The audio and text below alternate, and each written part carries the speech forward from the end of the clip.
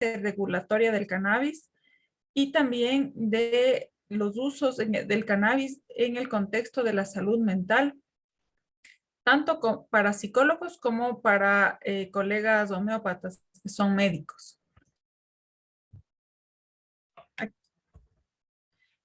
Cuando hablamos del cannabis, estamos hablando de una planta medicinal usada desde hace muchísimo tiempo. Se calcula que hace aproximadamente 6.000 años, esta planta ha sido utilizada por distintas culturas.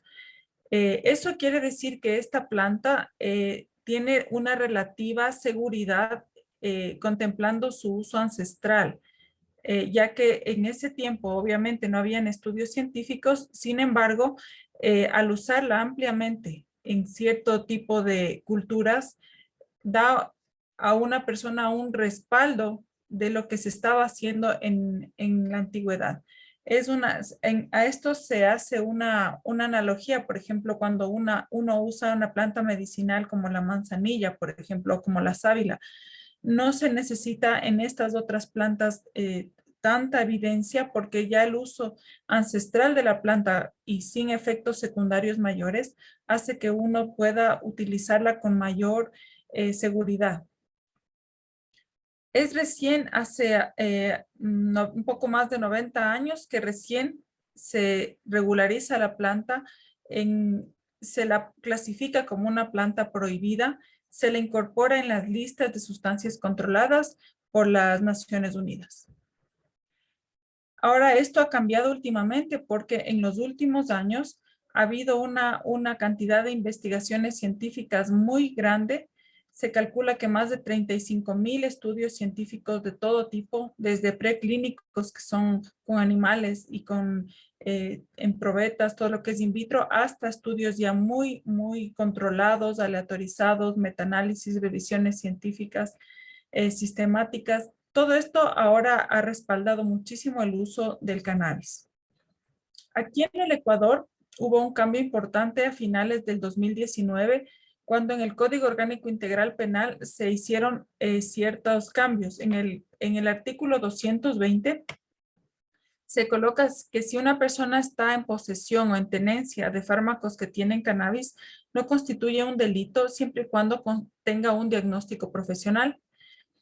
Y en el artículo 222 dice que la siembra de plantas psicoactivas con fines de comercialización no será punible siempre y cuando esté apegado a la ley orgánica de drogas.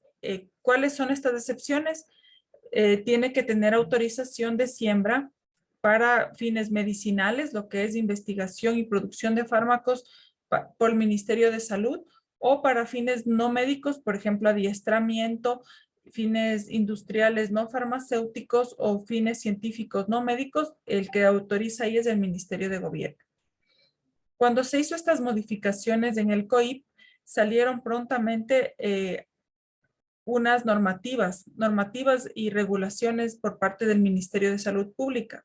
Una de estas es la normativa técnica sanitaria de la ARTSA, que está ahí especificado todas las condiciones por las cuales uno puede comercializar con productos de uso y consumo humano con cannabis no psicoactivo. Esta normativa técnica es solamente para productos no psicoactivos. Aquí están contemplados desde cosméticos, dispositivos médicos, alimentos, suplementos. Están también los productos naturales procesados de uso medicinal, que no es lo mismo que suplementos. Están contemplados los medicamentos también. Y están colocados en esta normativa los márgenes, ¿no? Para productos farmacéuticos, o sea que son productos que requieren receta médica.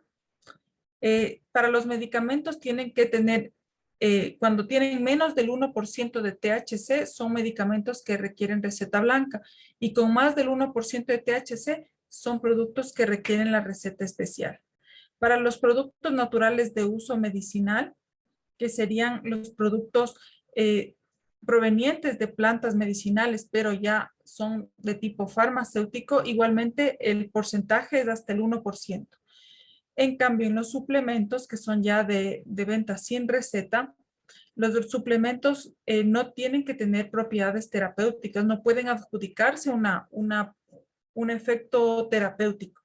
Un suplemento solamente es un tipo de preparación que está orientada a suplementar la nutrición.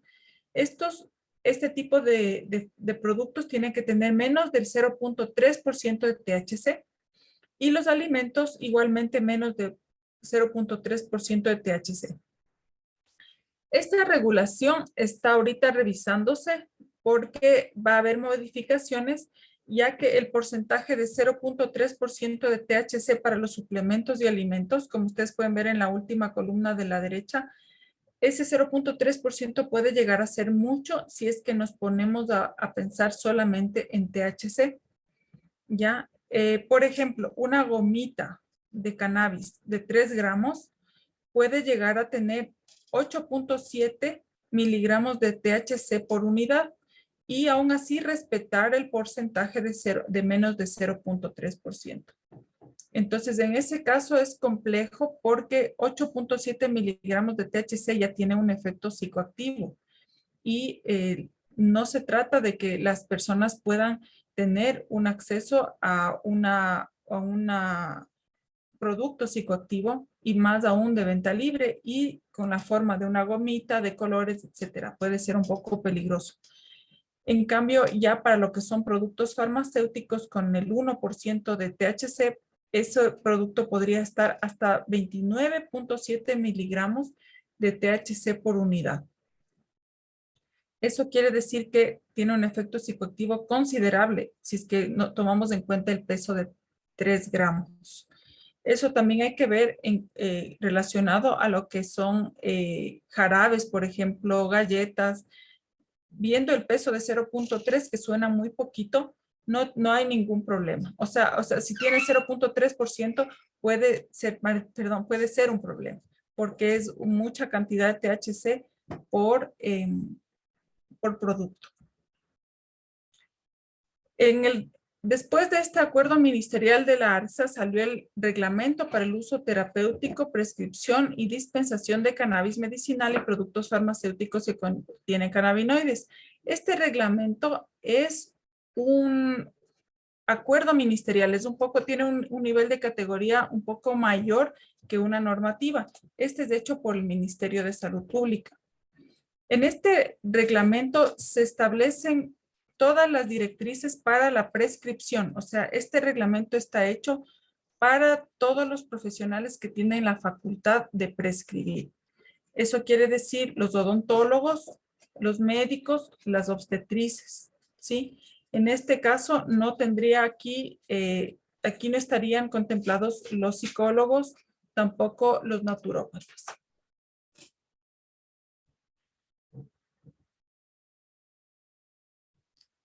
Por favor, aquí en el capítulo 3 de las indicaciones terapéuticas está los tratamientos en los cuales se acepta por parte del Ministerio de Salud Pública.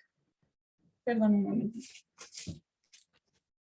Como pueden ver aquí, el tratamiento con cannabidiol de menos del 1% de THC, o sea, solamente CBD, es para epilepsia refractaria, síndromes convulsivos refractarios a tratamientos convencionales. Para lo que es de epilepsia, no se puede usar nada de THC, solamente el CBD, porque el THC en una epilepsia puede ser incluso proconvulsivante. En cambio, otras formulaciones que sí tengan mayor cantidad de THC pueden ser aplicadas en estas otras patologías que están contempladas. Por ejemplo, síndrome de astenia, anorexia, caquexia y otros síntomas encontrados en el entorno de cuidados paliativos o fase final de la vida asociados a VIH, cáncer u otras patologías. Esto es porque el THC ayuda.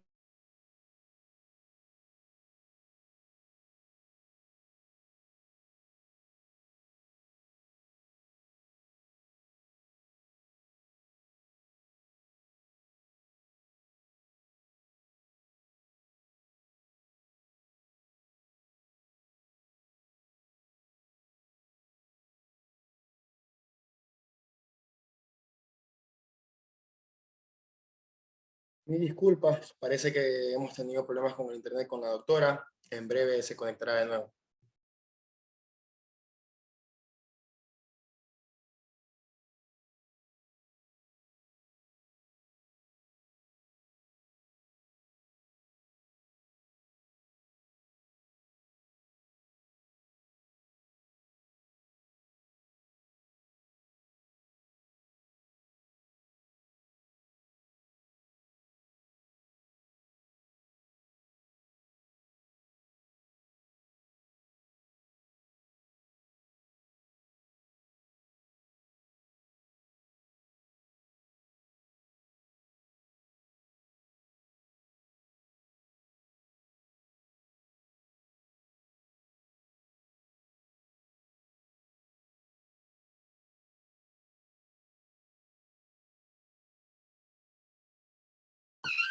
Buenas tardes. No sé qué pasó, parece que se desconectó. Voy a volver a compartir la pantalla. Mil disculpas. No se preocupe, doctor. Hola, ¿me escuchan? Sí, perfecto. Sí, sí se escucha. Ya, no sé qué sucedió. Estábamos hablando de las enfermedades que están en el reglamento del Ministerio de Salud Pública. Estábamos hablando sobre la espasticidad y dolor en pacientes con esclerosis múltiple. La letra D, tratamiento complementario para el alivio sintomático del dolor crónico no oncológico en usuarios o pacientes adultos. Este es importante porque la cantidad de personas que tienen dolor crónico no oncológico en adultos es muy, muy grande. Es un porcentaje que puede llegar hasta el 20% de los adultos. En letra E, tratamiento analgésico complementario en usuarios o pacientes con cáncer que experimentan dolor de moderado a severo. Y la letra F, otras indicaciones terapéuticas debidamente basadas en la mejor evidencia científica disponible. Estas son solamente 6 enfermedades, pero la gente suele usar incluso en más de 50 tipos de dolencias o patologías. No obstante, hasta el día de hoy, estas 6 son las únicas que han mostrado evidencia sólida como para poder respaldar. En esta letra F se deja abierta otras indicaciones terapéuticas debidamente basadas en la evidencia porque la ciencia es dinámica y puede ser que en el futuro se abran otro tipo de condiciones en las cuales se pueda usar. En el artículo 6 dice que debe contar, la evidencia debe ser robusta, debe ser fuerte y suficiente para poder respaldar otras indicaciones. Y el artículo 7 dice que la vía de administración queda a criterio y bajo responsabilidad del profesional de la salud. Es decir, que se pueden aceptar distintas vías de administración. Puede ser vía oral, sublingual, vía rectal, vía tópica, vía inhalatoria, por ejemplo. Sin embargo, está colocado aquí que no se recomienda la vía inhalatoria fumada porque perjudica la salud. Entonces, otro tipo de vía inhalatoria sí podría ser usada, por ejemplo, por vía vaporizada. Actualmente, los profesionales facultados para prescribir pueden hacerlo con receta blanca los productos con menos del 1% de THC y con receta especial los productos de más del 1% de THC.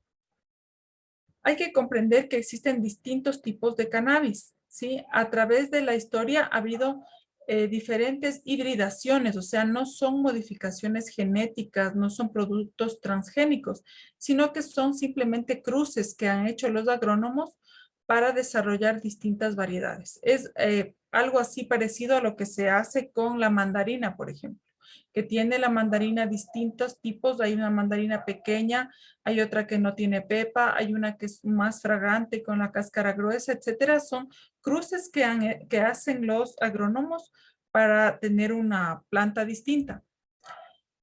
Aquí, por ejemplo, está arriba una Purple Crush que se llama, es una variedad que tiene muy alto contenido de THC entre el 17 y el 22% y CBD tiene de 0.07 a 0.1. Esta variedad es una de las conocidas vulgarmente como creepy, porque tiene cantidades súper altas de THC y casi nada de CBD. Es por eso que estas variedades que se llaman creepy son pueden producir muchos efectos secundarios del THC, por ejemplo, paranoia. Esta otra variedad, por ejemplo, esta ACDC, esta tiene entre el 0.8 y 0.4% de THC, o sea, nada prácticamente THC y todo lo demás es CBD. Bueno, tienen también otros porcentajes pequeños de otros cannabinoides. A lo que me refiero aquí es que la planta es indistinguible. Si ustedes le ven a simple vista, no pueden diferenciar cuál tiene THC y cuál tiene CBD. Eso solamente se puede hacer por métodos de análisis. Aquí falta un tipo de planta que es el cáñamo industrial, que es igual la misma cannabis sativa con nombre científico, pero son variedades altas que tienen flores esponjosas, no tienen flores densas como esta, tienen poca resina Y este cannabis industrial o cáñamo se utiliza para fibra y también para hacer semillas, porque las semillas también tienen mucha utilidad. En los tricomas glandulares, que son estas células que ustedes pueden ver aquí en una amplificación, se guarda la resina de la planta y es una resina lipofílica. Entonces, es una resina que tiene buena solubilidad en disolventes polares, como por ejemplo el alcohol, el butano y también distintos tipos de grasa. Ahora, actualmente se están ya haciendo modificaciones con nanotecnología y con otro tipo de solventes para hacer ya cannabinoides hidrofílicos, o sea, que se disuelvan en agua. Entonces, tenemos que contemplar mucho toda la parte de farmacología del cannabis, pensando en la farmacocinética, farmacodinamia, efectos secundarios, interacciones y posología. ¿Qué significa farmacocinética?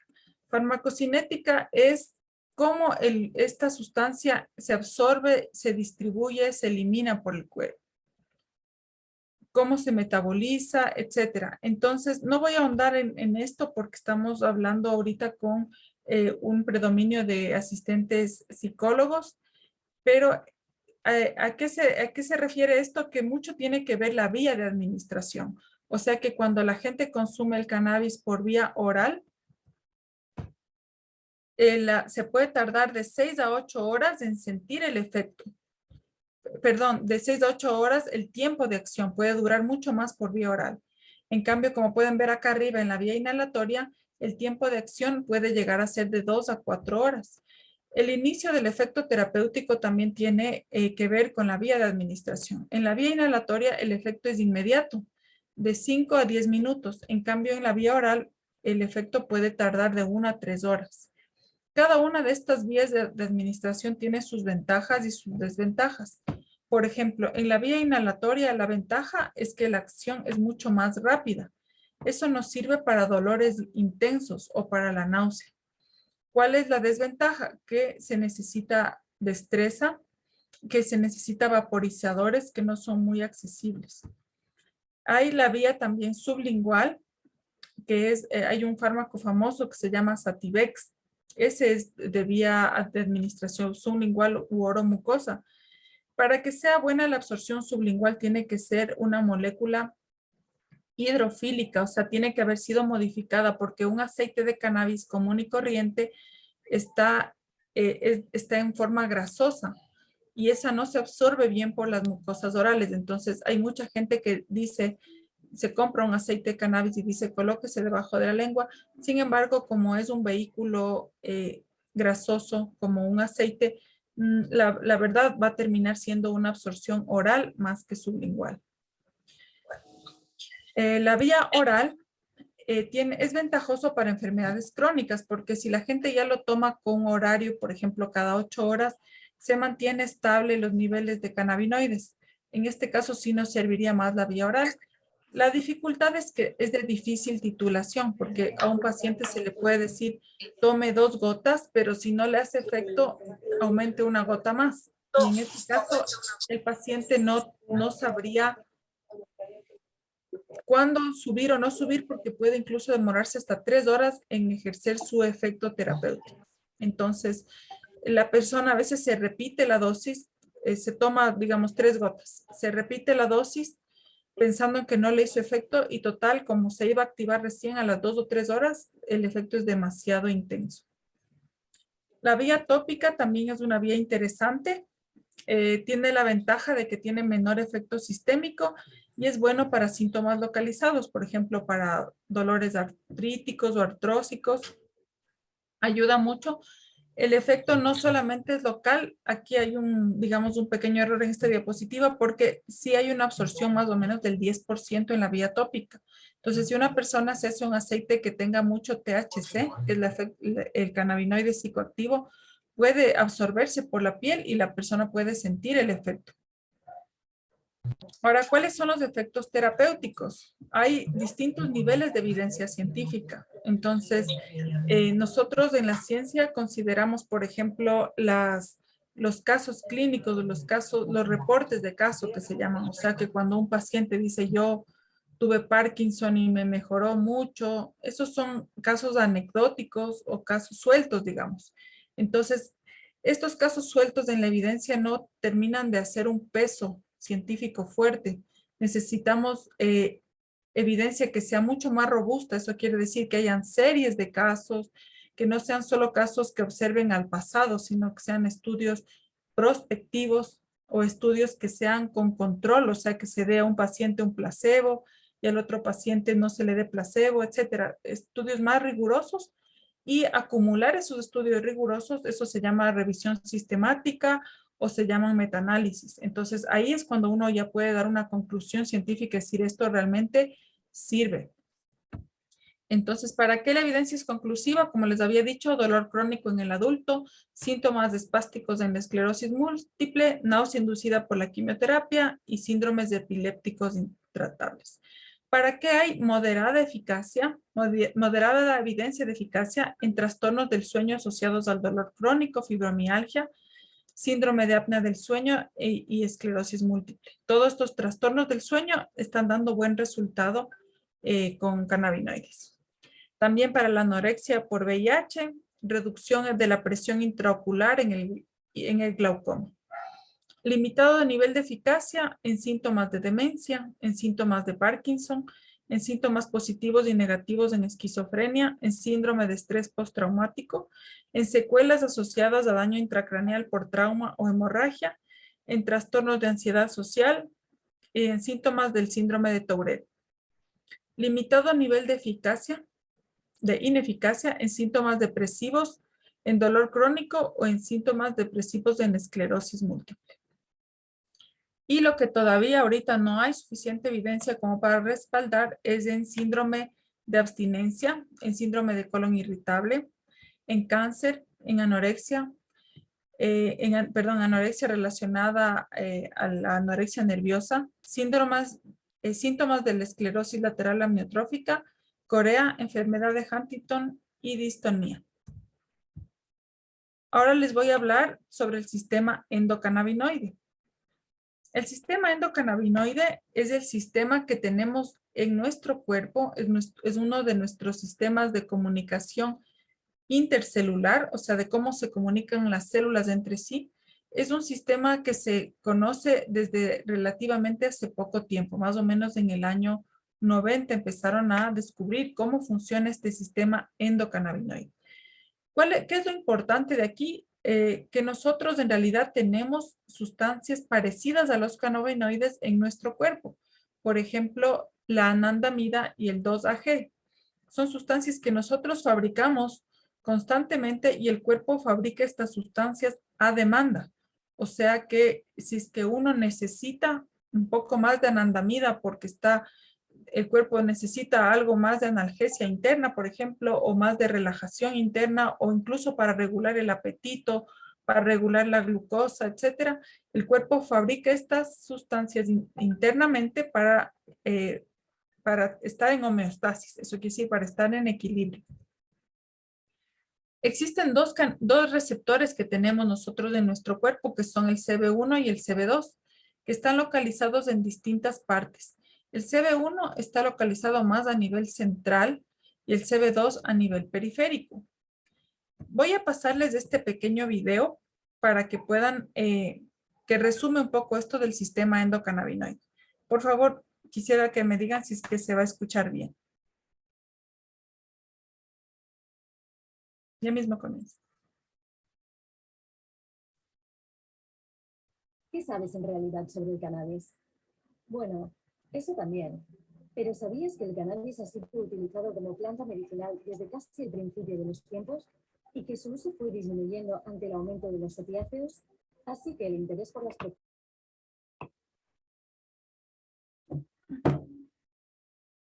propiedades medicinales de la marihuana había desaparecido del mapa, hasta que un profesor israelí se fijó en esta planta a principios de los años 60 del siglo pasado.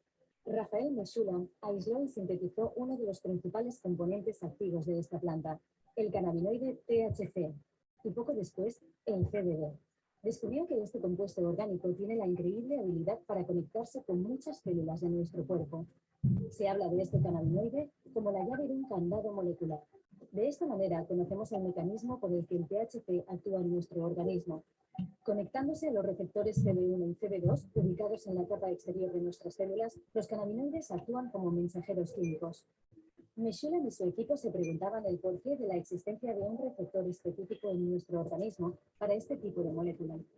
En los años 90 localizan por fin un cannabinoide que nuestro cuerpo segrega de manera natural. Lo bautizan como anandamida. Y posteriormente se descubre otra molécula similar, llamada 2-AG. También se descubre que la anandamida forma parte de un sistema más amplio de comunicación intercelular en nuestro cuerpo. A este sistema, hasta entonces desconocido, se le conoce como el sistema endocannabinoide y está íntimamente relacionado con los procesos autorregulatorios de nuestro cuerpo, como el control de temperatura, el pH o nuestro nivel de azúcar en sangre. Interviene además de manera vital en numerosos procesos en nuestro organismo, como la coordinación motora, neuroprotección, control del dolor o el apetito, entre otros. El sistema endocannabinoide ayuda a mantener el complejo equilibrio entre las distintas funciones biológicas, proceso que se conoce como homeostasis. El THC y el CBD son dos de los más de 100 cannabinoides que la planta produce. El descubrimiento de los cannabinoides ha abierto un campo nuevo en la investigación de los procesos que regulan nuestro cuerpo. Sabemos que algunos cannabinoides tienen aplicaciones terapéuticas que los hacen de gran utilidad en el tratamiento del dolor, que administrado en dosis adecuadas ayudan a controlar la epilepsia, o que estimulan el apetito para pacientes en tratamiento por cáncer o VIH. El cannabis ha acompañado al ser humano por milenios y esconde grandes propiedades más allá de su uso recreativo. Su papel clave para la comprensión del sistema endocannabinoide y su especial relación con la química de nuestro cuerpo lo hacen único. Y aún queda mucho por investigar.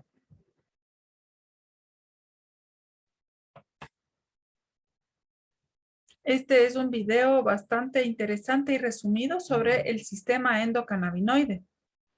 Aquí ustedes pueden mirar dónde están ubicados los receptores CB1 y CB2. Como les indicaba, más abundantes están los CB1 a nivel del sistema nervioso central en la región del cerebro propiamente. Y CB2 están localizados con predominio en la periferia, sobre todo en órganos relacionados con la producción de células inmunitarias, por ejemplo, el vaso, la médula ósea, la piel. También hay regiones en donde hay una combinación de ambos. Es importante saber cómo trabaja el sistema endocannabinoide en nuestro cuerpo y a su vez cómo actúan los fitocannabinoides en nuestro cuerpo. El sistema de regulación es un sistema de regulación retrógrado que se llama. Eso quiere decir que de la neurona postsináptica, es que salen la anandamida, el 2-AG y otros endocannabinoides. De la postsináptica salen hacia la presináptica para modular la producción de neurotransmisores generalmente excitatorios. Por eso es que su acción es sobre todo sedante en ciertas patologías, por ejemplo, en la epilepsia o en la esquizofrenia. ¿Sí? Aquí también pueden ver ustedes cómo es el sistema de señalización retrógrado. El sentido es al revés. También hay otros receptores interesantes. Por ejemplo, se sabe que los cannabinoides tienen una propiedad agonista de los receptores 5-HT1A, que son los receptores serotoninérgicos. Entonces, por eso es que está investigándose que también actúan sobre el ánimo de la persona. No obstante, todavía esta investigación no ha dado como resultado una acción concluyente sobre la depresión. Ayuda realmente a modular el ánimo, pero no provoca una acción intensa, fuerte como un antidepresivo. Eso no sucede así. Hay también otro receptor interesante que es el PPAR. El PPAR es un receptor implicado en el dolor crónico y eso ayuda realmente mucho. Hay otros receptores interesantes como el GPR55, que esos son receptores mitocondriales y eso nos indica que no solamente actúan sobre la producción de neurotransmisores, sino también con modificaciones epigenéticas del ADN. Algo muy importante es que disminuye considerablemente los niveles de citocinas, que las citocinas son sustancias que están dentro de nuestro cuerpo que son proinflamatorias, están implicadas no solamente en dolor crónico, sino en ciertos tipos de cáncer inclusive y también en problemas neurodegenerativos. Es por eso que la gente que ha sufrido de mucha inflamación crónica, ahora incluso está investigándose todo esto a nivel intestinal. Cuando están en demasiada cantidad de estas citocinas, pueden perjudicar nuestro sistema nervioso. Esto está muy interesante y les sugiero que investiguen porque hay mucha información importante sobre las citocinas inflamatorias y las enfermedades neurodegenerativas, como el Alzheimer, como el Parkinson, etc. Aquí en esta diapositiva están cómo se producen los cannabinoides de la planta de cannabis en la planta. Y aquí están en verde los cannabinoides que se los puede encontrar de manera natural. Por ejemplo, el THC está como THC-A, que es en estado ácido. Y el CBD también está en CBD-A. Y cuando se calientan, ahí es que recién ahí se convierten en la sustancia activa, el delta 9 THC o el CBD. Necesitan un proceso de calor. Y después, si es que estas sustancias se dejan mucho tiempo al aire libre, o sea, se oxidan o les da la luz ultravioleta, se degradan y se hacen otro tipo de cannabinoides. Les voy a hablar sobre los cannabinoides más importantes para no alargarnos, porque en realidad son más de 110 cannabinoides. Por un lado está el THC, que es la sustancia psicoactiva. Entonces, cuando alguien habla de THC, está hablando de no solamente del delta 9, sino de todos los otros isómeros. Y en esto también es muy interesante porque el isómero delta 9, que es el que está en estado más abundante y natural en la planta de cannabis, este isómero es el que está en las listas de sustancias estupefacientes y psicotrópicas de la Convención de Estupefacientes y también en la lista del Ecuador está el delta 9. Sin embargo, otros isómeros como el delta 2, el delta 8, el delta 11, aquí, perdón, se me ha ido un 9, esos otros isómeros no están en la lista de sustancias catalogadas, pero son psicoactivos y no deberían ser usados a la ligera porque son isómeros psicoactivos. Y estos otros isómeros se producen generalmente por degradación del CBD en un proceso de laboratorio no tan simple, tampoco tan complejo. Pero cuando ustedes vean a la venta, si ven delta 8, por ejemplo, ya saben a qué se refiere, es un isómero del THC. El THC está implicado en procesos, por ejemplo, procesos de la modulación del dolor, del apetito, de la digestión, de las emociones y del pensamiento. Es un potente analgésico, es antiespasmódico tanto del músculo liso como el músculo estriado. Es orexígeno, o sea que abre el apetito. Es ligeramente antidepresivo. En dosis pequeñas es ansiolítico y es hipnótico. Ahora, el THC en altas dosis en realidad no es ansiolítico, sino que en altas dosis puede producir más ansiedad y puede producir paranoia. El THC-A es el que yo les hablaba en la diapositiva anterior. Ese es el que está en la forma natural en la planta, cruda, digamos, sin calor. Este no es psicoactivo, pero por calor se puede descarboxilar y tiene un efecto también antiinflamatorio. Entonces, cuando uno está comprando cannabis, digamos, un aceite o algo y dice solo CBD y sin THC, entonces el efecto no va a ser realmente tan analgésico porque el analgésico propiamente es el THC más que el CBD. El CBD también es analgésico, pero no tanto. Y lo que sí se ha comprobado en estudios interesantes es que usar en conjunto el CBD con el THC es el que produce mayor analgesia. El CBD no es psicoactivo. El CBD no produce estados de euforia, ni tampoco ansiedad o paranoia. El CBD se ha visto que tiene propiedades ligeramente calmantes. Tampoco sirve para ansiedades graves. Generalmente es bien tolerado y tiene un buen perfil de seguridad. Eso lo dice incluso la OMS. La acción analgésica del CBD se potencia cuando está junto con el THC. Y el CBD-A, que es en su estado ácido antes de calentarse, ayuda como un buen antiemético, o sea que ayuda a eliminar las náuseas. Esto es interesante, este cuadro, porque el CBD es un modulador de la acción del THC.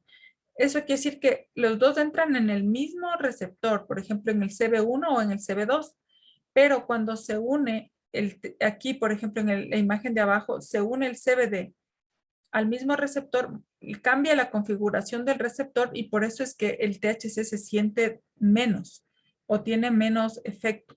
Cuando una persona está intoxicada por THC, el antídoto, por decir, es el CBD.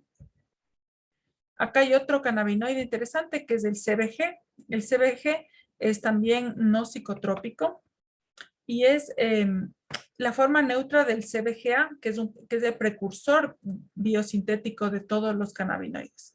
Es interesante el CBG porque el CBG se consigue de manera fácil en las plantas de cannabis, las que son altas, las de cáñamo industrial, está bastante presente ahí.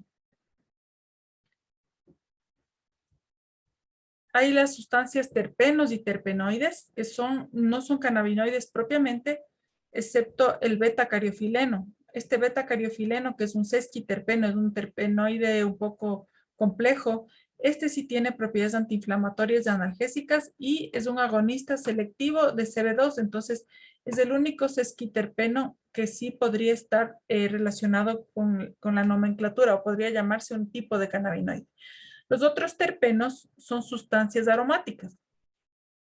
Es lo que nosotros conocemos, por ejemplo, cuando olemos el pino, olemos la cáscara de limón, el romero, etcétera. Son sustancias que tienen sus cualidades medicinales muy interesantes. Y estos terpenos varían mucho de acuerdo a la variedad de cannabis. Hay cannabis que se llaman mango, por ejemplo, que tienen un olor importante de mango, otros que huelen más a limón, etcétera. Y cada uno de ellos tiene sus ventajas y desventajas, ¿no? Por ejemplo, el limoneno se ha visto efectos antidepresivos, inmunoestimulantes. El linalol, por ejemplo, que es el de la lavanda, es un efecto relajante, ansiolítico, anticonvulsivo. Hay otros cannabinoides también interesantes como el CBN, que es sedante, hipnótico. Se le están empezando a descubrir propiedades antitumorales, anticonvulsivas, antibióticas.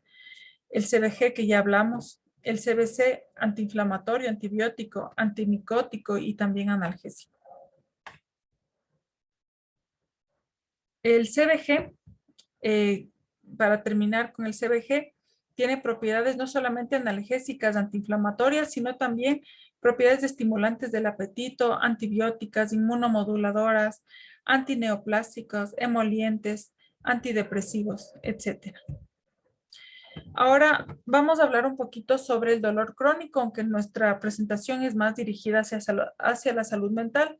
No obstante, la salud mental, como ustedes saben, está muy relacionada al bienestar de la persona. Entonces, una persona si está dolorida, si está todo el tiempo sufriendo, obviamente puede entrar a un nivel de depresión.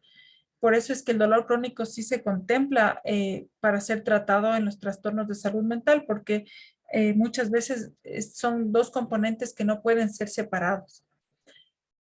En el dolor crónico no oncológico está integrado lo que es el dolor neuropático, el dolor reumático, la fibromialgia, los dolores fantasma, el dolor postoperatorio, dolor oncológico, la artrosis, la artritis, las tendinitis, las hernias, discopatías, lumbalgias, cervicalgias, etc. ¿Cómo actúa el cannabis en el dolor crónico? Actúa a 3 niveles. Por un lado, a nivel supraespinal, o sea, a nivel cerebral, se une con los receptores CB1 para modificar propiamente el componente emocional del dolor, actuando sobre el sistema límbico y cortical. Activa el sistema de inhibición descendente mediante la inhibición de la liberación de GABA en la sustancia gris periacueductal y la médula del rostro ventral.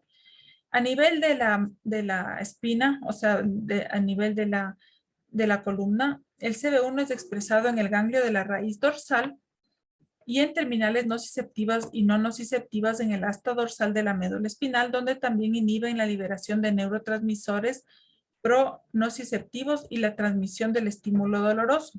O sea que actúa no solamente en la corteza y en el sistema límbico, arriba en el cerebro, sino también abajo en la conducción nerviosa de la columna, o sea, de la médula espinal.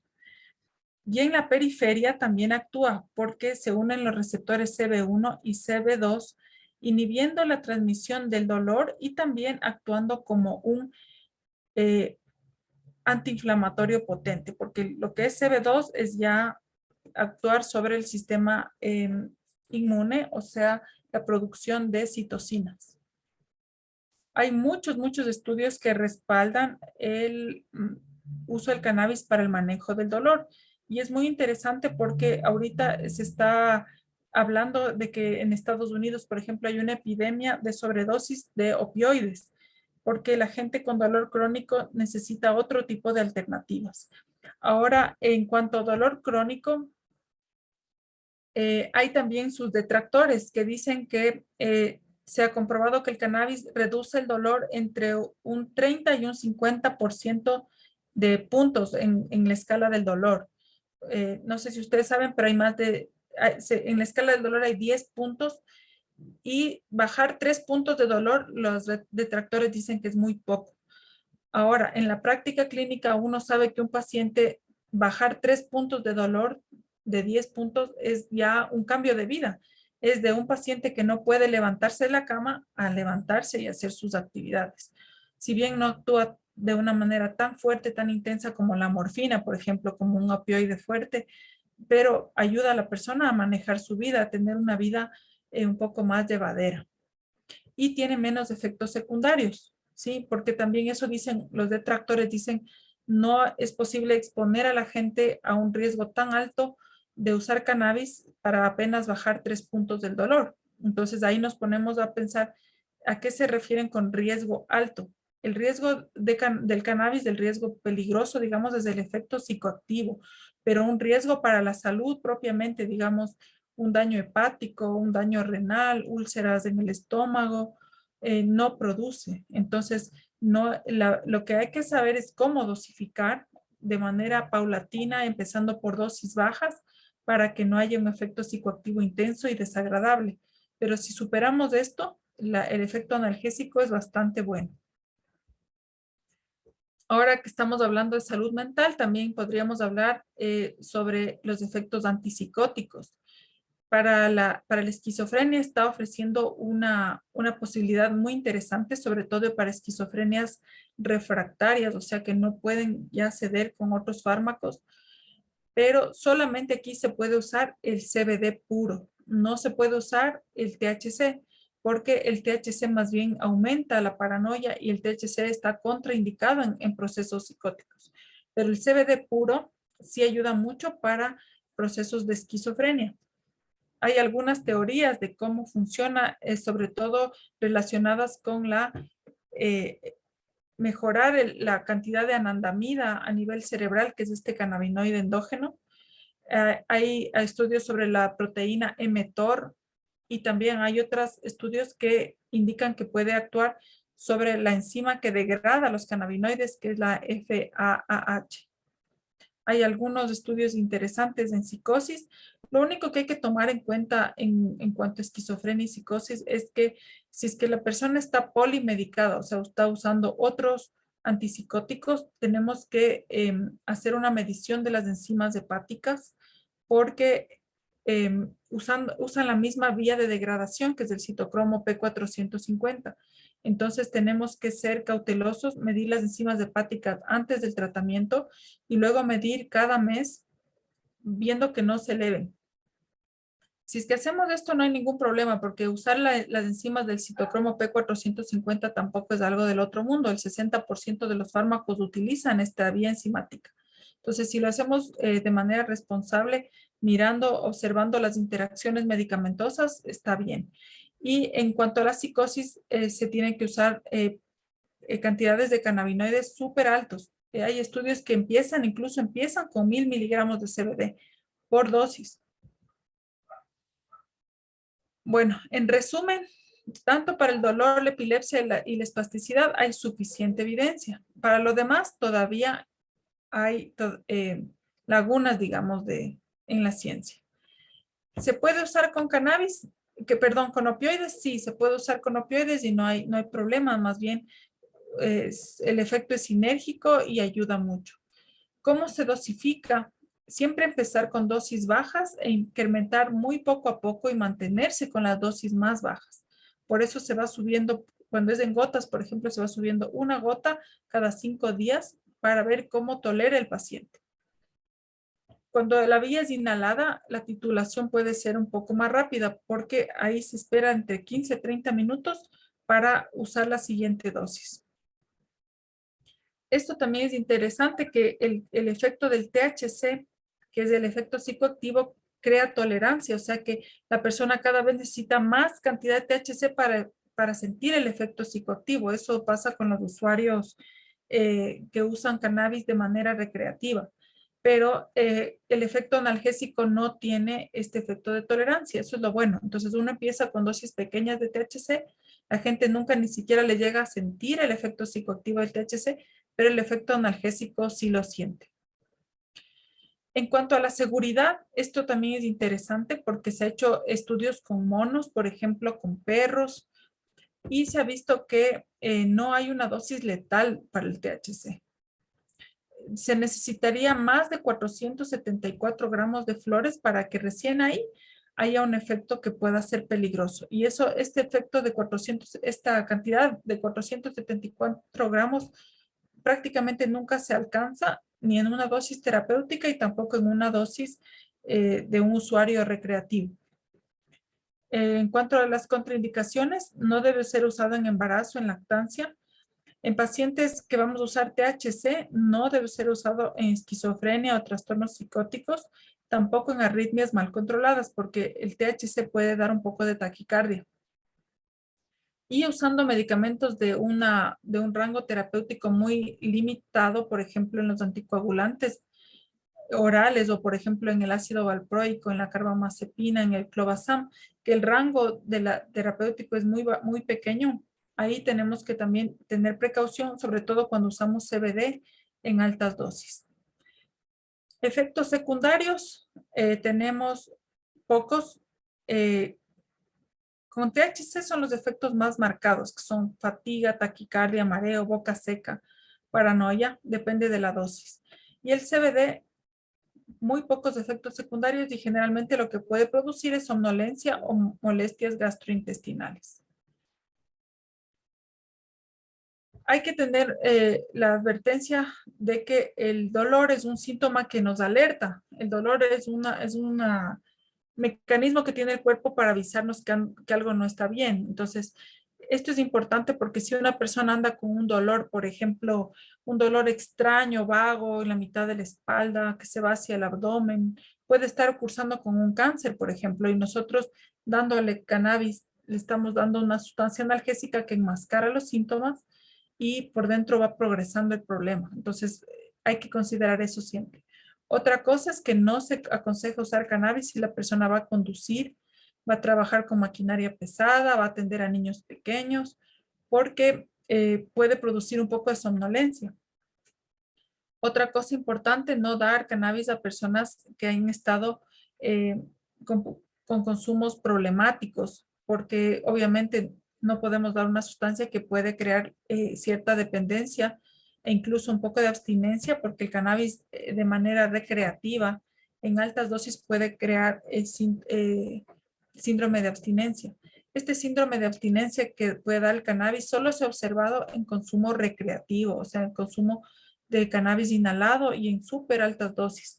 En el consumo medicinal no se ha observado esto del síndrome de abstinencia. Hay que analizar muy bien también la evidencia científica, ¿sí? A veces hay unas alertas que uno ve en el internet y uno se asusta. Por ejemplo, aquí en este estudio dice, los comestibles elaborados a base de cannabidiol pueden ser más dañinos de lo que se considera. Entonces, entramos a ver el estudio y vemos que se trata de un paciente de 70 años que se sentía mal. Dice que sentía que se estaba muriendo. Estamos hablando de un solo caso. Entonces, siempre en la evidencia científica nos dicen que tienen que ser muestras grandes, bien diseñado el estudio, etcétera. Entonces, esto es reporte de un caso, teóricamente no nos debería servir. Entonces, todas esas cosas hay que analizar cuando uno mira la evidencia. Dice aquí, no sé si podemos decir que eso fue lo que causó el infarto, porque este señor finalmente terminó infartado. No hay una relación causa-efecto demostrada, o sea que finalmente no se sabe si esa persona consumió solo esta gomita de cannabis, cuánto tenía en realidad de cannabinoides, si esa persona habrá consumido alcohol, habrá consumido ese mismo día mucha cafeína, no sabemos, otras drogas, por ejemplo, y acá dice, otros expertos en salud comparten su preocupación por los comestibles de cannabidiol, incluidos chocolates, brownies y otros productos horneados. Entonces aquí una confusión total del contenido de cannabinoides.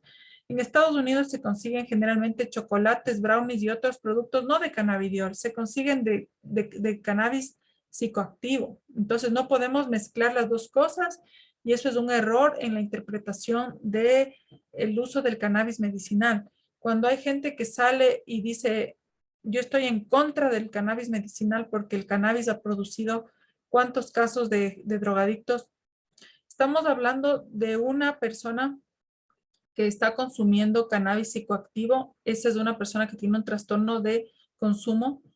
Es distinto que el cannabis que se usa, como lo expliqué al inicio, en cannabis para medicina, que son cepas que tienen variedades mucho más altas de CBD. Entonces, no hay que meter en el mismo saco todo. Uno es del uso medicinal, otro es del uso lúdico o recreativo. Y aún así el uso recreativo o lúdico, nunca ha habido una persona que haya muerto con una sobredosis de cannabis.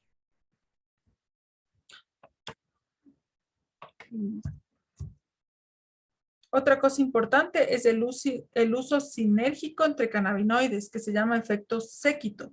Y esto es importante porque los cannabinoides, cuando se usan aislados o purificados, no tienen el mismo efecto que cuando van juntos. Cuando van juntos, como vienen naturalmente de la planta, tienen un efecto mucho mejor. Para dolores, inflamación, para espasticidad, epilepsia, Alzheimer, etcétera, hay combinaciones de cannabinoides distintos que van muy bien. Entonces, no solamente es como una pastilla que va exactamente la molécula purificada y punto, sino que tiene que más bien jugarse con los porcentajes de las plantas. Y esta última diapositiva es para ponerles en discusión porque estamos hablando ahorita de una opción terapéutica, no estamos hablando de una planta que cura todo, tampoco estamos hablando de una planta que tiene un efecto analgésico potente y va a dejarle a la persona con cero dolor. Sin embargo, sí nos tenemos que dar cuenta que hay una emergencia mundial.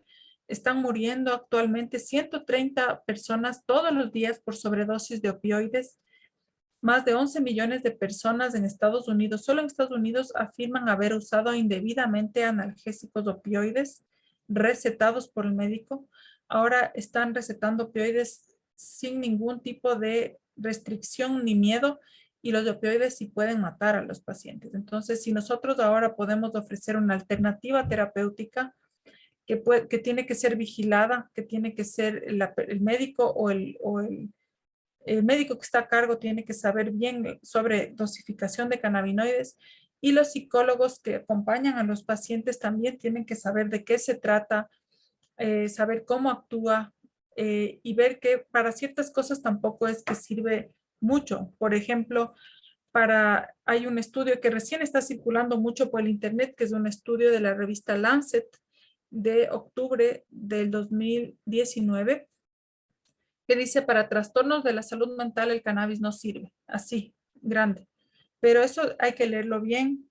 ¿Por qué? Porque para ansiedad grave, para depresión no hay suficiente evidencia. Pero otros trastornos de la salud mental sí están siendo útiles para ser tratados. Por ejemplo, trastornos del sueño. Eso sí hay bastante evidencia y va muy bien. Hay gente que ya está cansada de tomar tabletas para dormir y unas poquitas gotas de cannabis le ayudan mucho. Hay otros trastornos, por ejemplo, la ansiedad social, gente que no tiene miedo de ir a dar un discurso, por ejemplo, el CBD también va muy bien. Entonces, para trastornos leves de la salud mental es una opción también terapéutica, segura y hay que saberlo medicar. Eso es todo y les agradezco mucho y estoy atenta a sus preguntas.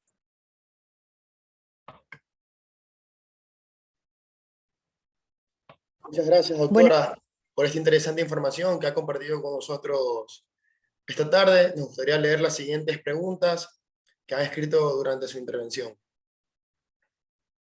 Una de ellas es, ¿cómo se debe usar el aceite de cannabis con pacientes deprimidos? Ya, como les expliqué, lamentablemente para la depresión no es que tiene un respaldo científico muy grande. Lo que sí le puedo adelantar es que el CBD puro no ayuda mucho para la depresión. El que ayuda para la depresión es el THC en bajas dosis. O sea que lo que tendría que conseguir un paciente es un aceite con CBD y un poquito, pero muy poquito de THC para que ayude para la depresión. Pero como les explicaba, el efecto en depresión no es muy importante. Más lo que ayudaría es como un coadyuvante para otras cosas relacionadas con la depresión, por ejemplo, los trastornos del sueño. Jorge tenía una pregunta que hacer. Jorge, ¿puedes habilitar el micrófono, por favor?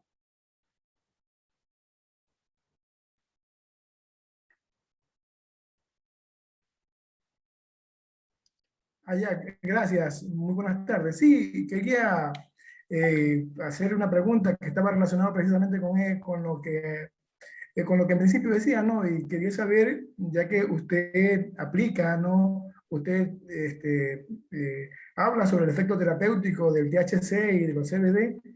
¿Cuántos ensayos controlados aleatorizados se han realizado que confirman el beneficio del uso terapéutico del THC y del CBD?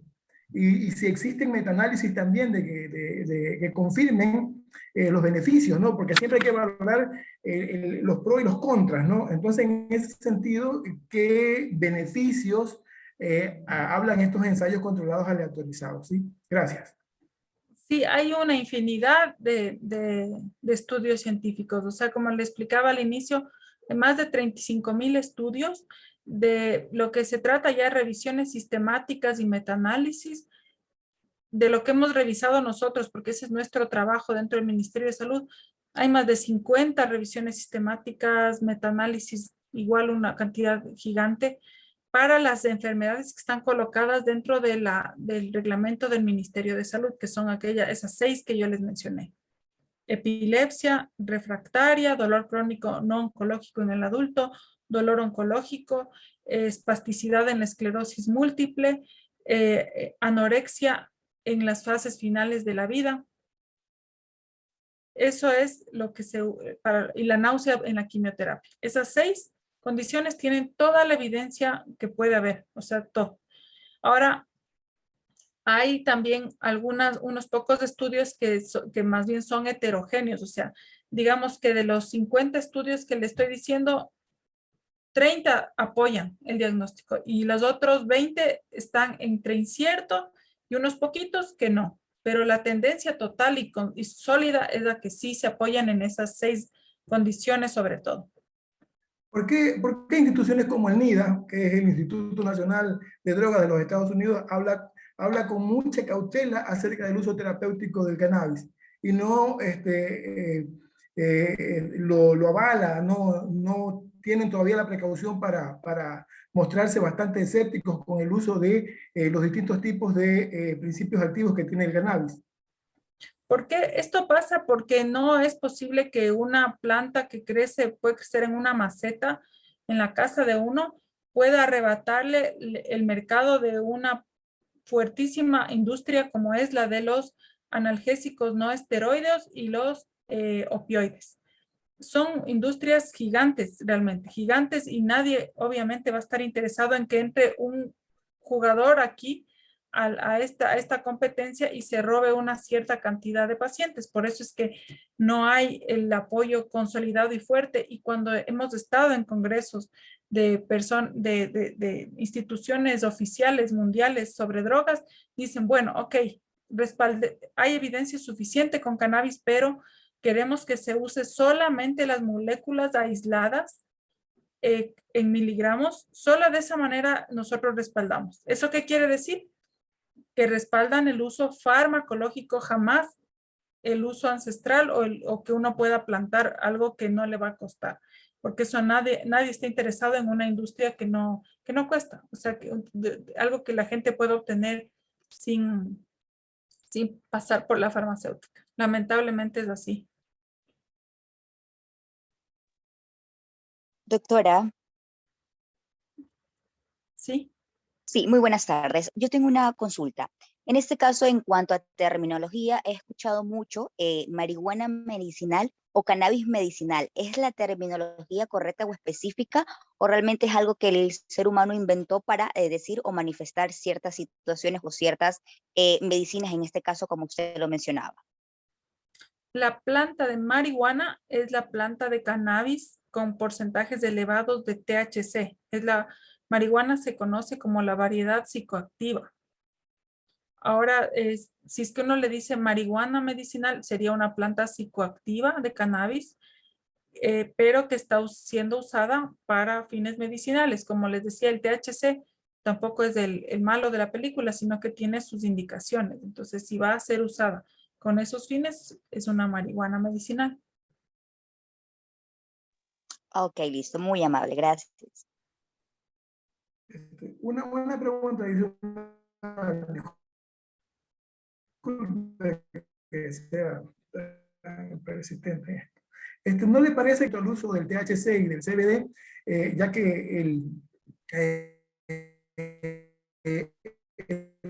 público o la mayoría de asistentes aquí son jóvenes, bastante desinformación con respecto a los efectos que tiene el uso de la marihuana, el uso del cannabis, sobre todo en los jóvenes, y que está muy relacionado con la aparición de trastornos psicóticos o de síntomas psicóticos y de efectos en el funcionamiento cognitivo. ¿No le parece que esta información de alguna u otra manera puede tergiversar ese uso de el cannabis? Debería hacerse mire, yo estoy totalmente en contra de los daños que puede producir en el ser humano, sobre todo las sustancias que hacen que la persona cause problemas sociales o problemas a su propio cuerpo. Por ejemplo, drogas sintéticas, cocaína, la base, el cannabis cuando es usada en exceso hace un daño, y sobre todo el alcohol y el cigarrillo. Si es que una persona no conoce y se prohíbe una sustancia, por ejemplo, si es que nosotros decimos el alcohol está siendo un problema para la salud pública del Ecuador, ¿qué hacemos con el alcohol? Volvámoslo ilegal. Hagamos que el alcohol sea una sustancia ilegal, que no se encuentre en licorerías, que no se encuentre en supermercados, que no existe el alcohol y que no se hable del alcohol, que nadie hable, que nadie sepa lo que el alcohol produce. Porque si es que la gente sabe lo que el alcohol produce, le va a dar ganas de tomar. Yo pienso que esa no es la manera de abordar un problema de salud pública. Por eso es mejor que a los jóvenes, y si nos están escuchando jóvenes, sepan de qué se trata el cannabis, qué tiene el cannabis, qué produce el cannabis, qué es lo que le hace mal del cannabis, qué es lo que no le hace mal del cannabis, para que con la conciencia abierta de todo lo que está, la información que está recibiendo, diga esto no es para mí, esto hace daño a mi salud, esto es lo que me puede pasar si consumo en exceso. En cambio, si es que yo digo, no, mejor no, de este tema no voy a hablar, voy a prohibir, es peor. ¿Qué pasaría si es que nosotros ahorita decidimos prohibir el alcohol? ¿No cree usted que las mafias que manejan el narcotráfico se meterían en el manejo de alcohol también? Obviamente, serían no solo mafias de narcotráfico, serían mafias de manejo de alcohol, porque a la gente le gusta el alcohol, entonces se va a comercializar por el mercado negro el alcohol. Entonces, eso es lo mismo que sucede con las drogas. Los jóvenes deben saber todo, deben tener conciencia exacta de cómo funcionan sus ciclos menstruales para que no tengan embarazos no deseados, porque la información es conocimiento y es prevención. Sin embargo, el alcohol ya distribuido de manera legal es uno de los principales problemas de salud pública con respecto a las sustancias psicoactivas, es la que más daños causan. Cosa que se podría aplicar también a la marihuana, porque se ha hecho una especie de descarga del uso de la marihuana. Y yo, bueno, yo soy psicólogo clínico, yo he tenido la oportunidad de trabajar en algunos centros, en algunos setups, en unos centros especializados para tratamiento para problemas de consumo de drogas, y uno de los principales problemas es precisamente ese, ¿no? El uso de la marihuana, porque se piensa que porque es una planta, porque es un compuesto orgánico, tal vez no causa efectos dañinos. Por el contrario, está bastante documentado los efectos que causa. Mientras más temprano se empiece en el consumo de la marihuana, mayores problemas se va a tener o va a ocurrir la presencia se van a presentar síntomas de tipo psicótico, ¿no? Entonces, yo creo Claro, por eso es tan importante no confundir.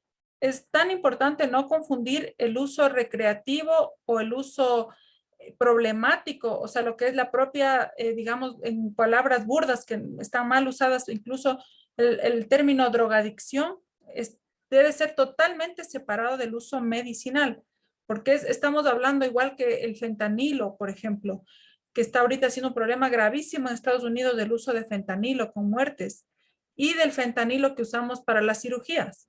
Los dos es la misma molécula de fentanilo. La una está siendo usada para usos medicinales y la otra está usando para usos ilícitos, perjudiciales. Entonces, no meter en el mismo saco. La gente ahora oye marihuana y no puede separar de su mente las dos cosas.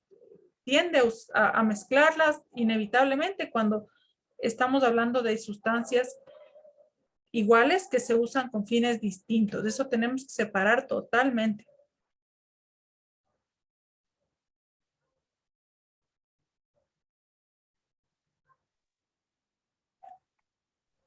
Bueno, continuamos con la siguiente pregunta. Manuel Bayona pregunta, ¿se ha usado el cannabis para terapias en contra de adicción de sustancias conocidas como drogas duras?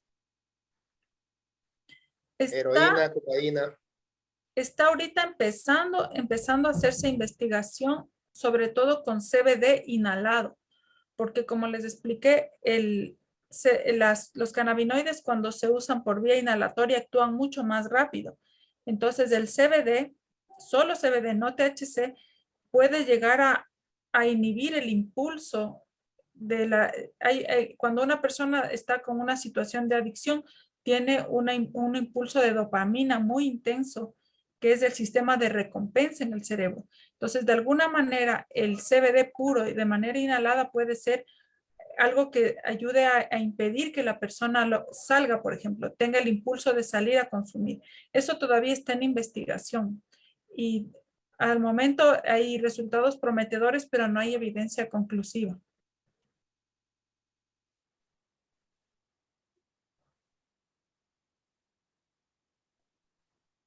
Listo. Una vez más, le agradecemos, doctora, a todos quienes nos han acompañado esta tarde de parte del Proyecto Verdemente.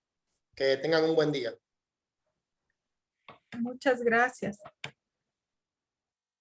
A ustedes, doctora. Pasen bien. Hasta luego.